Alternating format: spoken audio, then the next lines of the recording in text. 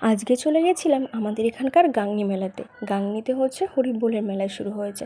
তো মেলায় কালকেই যাব ভেবেছিলাম, কিন্তু যাওয়া আর হয়নি মায়ের হঠাৎ শরীরটা খারাপ হওয়ার কারণে। তাই আজকে সন্ধ্যাবেলাতে একদম রেডি হয়ে নিয়েছি মেলায় যাব দেখে। মেয়ে তো আমার মেলায় যাওয়ার জন্য খুব ব্যস্ত, তাকেও রেডি করে দিয়েছি। এই যে দেখো, সে এখন আমার হাত ধরে টানছে যে তাড়াতাড়ি চলো তাড়াতাড়ি চলো। তো হচ্ছে এখন আমরা মেলাতে পৌঁছে গেছি, আর মেলাতে আজকে ছিল খুব ভিড়। যেহেতু আজকে সব দলগুলো ঢুকছিল, সেই কারণে আজকে একটু ভিড়টা বেশিই ছিল। তো মেয়ে আমার মেলায় গিয়ে আগেই বায়না করেছে আইসক্রিম খাবে, আইসক্রিম না খেলে সে সারা মেলাতে নাকি ঘুরবেই না। তো তাই তাকে আগে আইসক্রিম কিনে দেওয়া হলো। শুধু সে খায়নি, আমরাও খেয়েছি। কিন্তু তারপর দেখো, মা হচ্ছে এখানে কৌটো কিনছিল, কারণ ঘরে কিছু নতুন কৌটো লাগবে সেই কারণে। তো শুধু কৌটো কিনিনি, ওর সঙ্গে ঝুড়ি হাতা অনেক কিছুই কেনা হয়েছে। আর মেয়ের জন্য কিনেছিলাম হচ্ছে চুড়ি আর গার্ডার, কিন্তু সেগুলো আর দেখানো হলো না।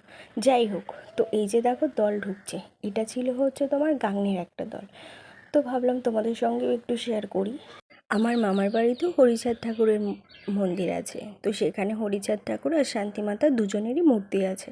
আমার মামা বাড়িতেও প্রত্যেক বছর ফাল্গুন মাসের শেষে হচ্ছে মহোৎসব হয়। কিন্তু এই হরিচাঁদ ঠাকুরের ব্যাপারে না, যখন আমি ছোট ছিলাম তখন দেখেছি আমার কোনো বান্ধবীরাই কেউ কিছু জানতো না। যখন আমি ওদেরকে হরিচাঁদ ঠাকুরের কথা বলতাম, ওরা বলতো সেটা আবার কী ঠাকুর, ওরা কেউ চেনেই না। কিন্তু এখন দেখি বাতকুলাতে এই ঠাকুরকে অনেকেই চেনে। কারণ আজকে আরও যা বুঝতে পারলাম যে মেলায় যা ভিড় আর এত দল এলো, তো এখন যখন এত দল ছড়িয়ে গেছে মানে সবাই এখন হরিচাঁদ ঠাকুরকে ঠিকই চেনে।